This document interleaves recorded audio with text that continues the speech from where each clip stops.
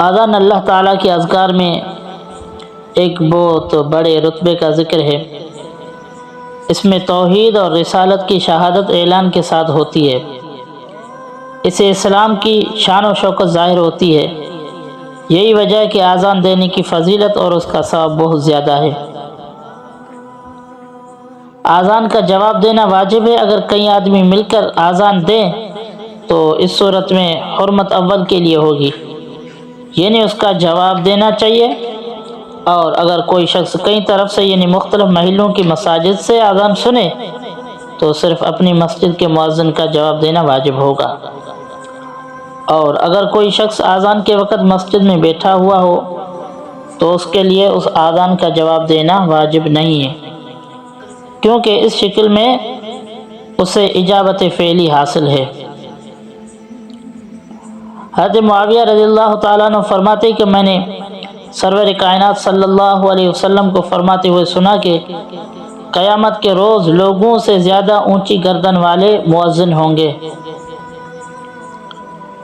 بعض حضرات کہتے ہیں کہ اس کی معنی یہ ہے کہ جو لوگ دنیا میں اذان دیتے تھے وہ قیامت کے روز بہت زیادہ ثواب والے اور مرتبے والے ہوں گے۔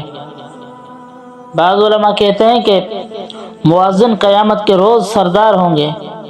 کچھ حضرات اس کی معنی یہ کرتے ہیں کہ قیامت کے روز مؤذن بہت زیادہ ثواب کے امیدوار ہوں گے، کیونکہ جو شخص کسی چیز کی حصول کی امید رکھتا ہے تو وہ گردن اونچی کر کے اس چیز کو دیکھتا ہے۔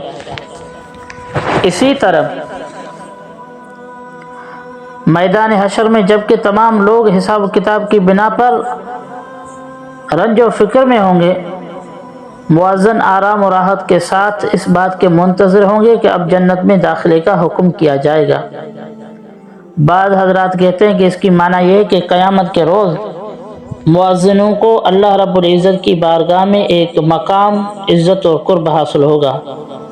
حضرت ابو سعید خدری رضی اللہ تعالیٰ عنہ فرماتے ہیں کہ میں نے رسول اللہ صلی اللہ علیہ وسلم سے فرماتے ہوئے یہ سنا کہ مؤذن کی انتہا کی آواز کو جو بھی سنتا ہے، چاہے انسان ہو، چاہے جن ہو یا کوئی اور چیز ہو، وہ سب قیامت کے دن مؤذن کے ایمان کی گواہی دیں گے۔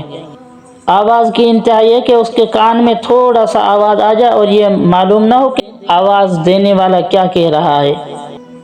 یہاں اگرچہ یہی معنی کافی تھا کہ مؤذن کی آواز جہاں تک پہنچتی ہے، لیکن انتہا کو ذکر کر کے اس طرف اشارہ مقصود تھا جن کے کان میں اذان کی محض تھوڑی سی آواز پڑ جائے گی، جب وہ مؤذن کے ایمان کی گواہی دیں گے تو وہ لوگ تو بطریق اولا گواہ ہوں گے جو مؤذن کے قریب ہوں گے اور اذان کو قریب سے سنیں گے۔ آپ صلی اللہ علیہ وسلم کی ایک دوسری حدیث ہے کہ آپ صلی اللہ علیہ وسلم نے فرمایا جب تم مؤذن کی آواز سنو تو اس کے جواب میں اس کے الفاظ دہراؤ، پھر اذان کے بعد مجھ پر درود بھیجو، کیونکہ جو شخص مجھ پر ایک مرتبہ درود بھیجتا ہے تو اس کے بدلے میں خدا اس پر 10 مرتبہ رحمت نازل فرماتے ہیں۔ پھر آپ صلی اللہ علیہ وسلم نے فرمایا کہ میرے لیے وسیلے کی دعا کرو۔ وسیلہ جنت کا ایک اعلیٰ درجہ ہے جو خدا کے بندوں میں سے صرف ایک بندے کو ملے گا، اور مجھ کو امید ہے کہ وہ بندہ خاص میں ہی ہوں گا۔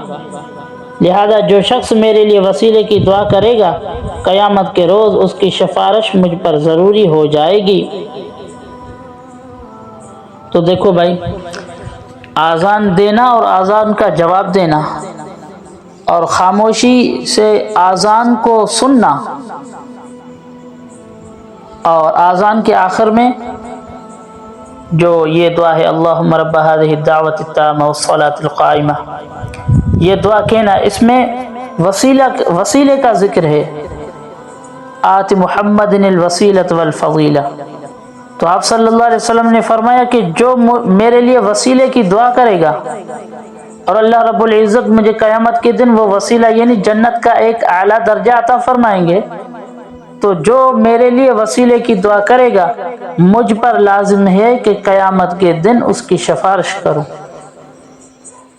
ہمارے ہاں تو اذان آتی ہے، ہم اپنی گپوں میں لگے ہوئے ہوتے ہیں، کچہریوں میں لگے ہوئے ہوتے ہیں، اپنے کام کاج میں مصروف ہوئے ہوتے ہیں، کبھی یہ نہیں سوچتے کہ کس کا جو ہے حکم آ رہا ہے، یا کس کی آواز آ رہی ہے، یا کس کی طرف سے یہ بلاوا آ رہا ہے، ہمیں کوئی پرواہ نہیں ہوتی۔